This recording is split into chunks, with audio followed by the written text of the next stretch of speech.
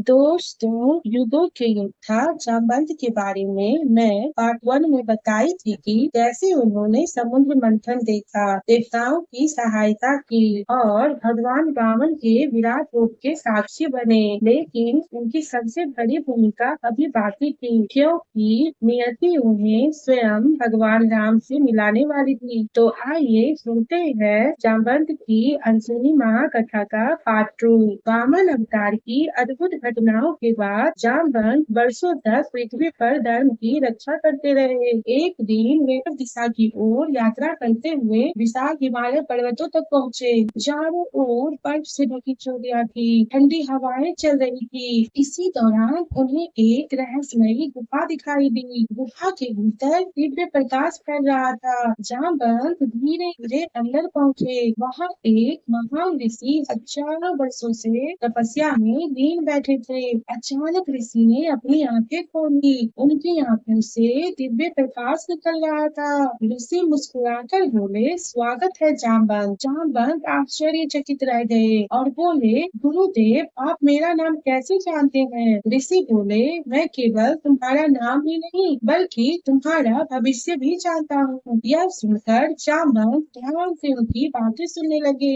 ऋषि बोले, आने वाले त्रेता युग में स्वयं भगवान विष्णु राम के रूप में अवतार लेंगे और उस महान कार्य में तुम्हारी भी महत्वपूर्ण भूमिका होगी। जामवंत ने पूछा, लेकिन गुरुदेव, क्या मैं उस युग तक जीवित रहूंगा? ऋषि मुस्कुराकर बोले, तुम चिरंजीवी हो जामवंत, तुम्हें भगवान की सेवा करने का सौभाग्य अवश्य मिलेगा। उस दिन से जामवंत के मन में केवल एक ही इच्छा रह गई, भगवान राम के दर्शन। कुछ समय बाद जामवंत को पता चला कि समुद्र के बीच एक रहस्यमयी द्वीप है, जहाँ भयानक राक्षसों का आतंक फैला हुआ है। वे साधुओं और यात्रियों को पकड़कर सताते थे। जामवंत अकेले ही उस द्वीप की ओर निकल पड़े। जहाँ वे वहाँ पहुँचे तो राक्षस उनका उपहास बनाने लगे। उनका राजा हंसकर बोला, एक अकेला भालू हमें चुनौती देने आया है। लेकिन अगले ही क्षण युद्ध शुरू हो गया। जामवंत की गर्जना से पूरा द्वीप कांप उठा।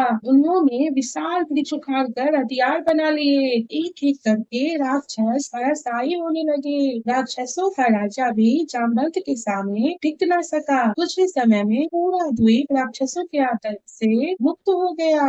संतों और ऋषियों ने जामवंत को आशीर्वाद दिया और धर्म की रक्षा के लिए उनका धन्यवाद किया। समय धीरे धीरे आगे बढ़ता गया। सतयुग समाप्त हो गया। त्रेता युग का आगमन होने लगा। राजा बदल गए, सभ्यताएं बदल गई, राज्य बदल गए, लेकिन जामवंत आज भी जीवित थे। उन्होंने हजारों वर्षों तक धर्म की रक्षा की, असंख्य ऋषियों का मार्गदर्शन किया, कई राजाओं को न्याय और सत्य का मार्ग दिखाया। लेकिन उनके हृदय में एक ही प्रतीक्षा थी कि भगवान राम के आगमन की। एक दिन जामवंत ध्यान में बैठे थे।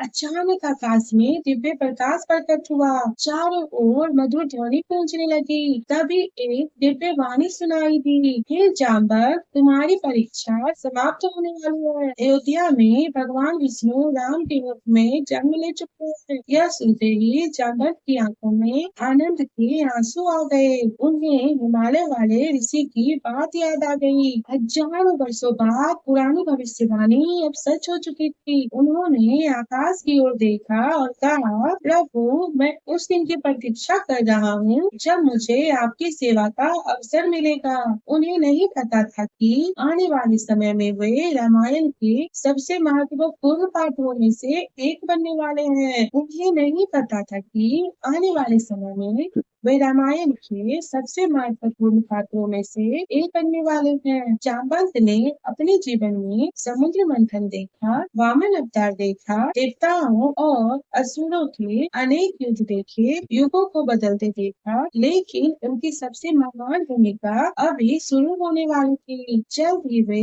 भगवान राम से मिलेंगे, हनुमान को उनकी भूली हुई शक्ति याद दिलाएंगे और लंका विजय में महत्वपूर्ण भूमिका निभाएंगे। जाएंगे। इसीलिए जामवंत केवल एक योद्धा नहीं थे, बल्कि वे धर्म के रक्षक, भगवान के भक्त और युगों के अमर साक्षी। अब समय बदलता रहा, युग गुजरते रहे, राजा और साम्राज्य मिटते रहे, लेकिन जामवंत की भक्ति, उनका धैर्य और धर्म की रक्षा का संकल्प अमर रहा। इसीलिए इतिहास उन्हें केवल एक योद्धा नहीं, बल्कि युगों के अमर साक्षी के रूप में याद करता है।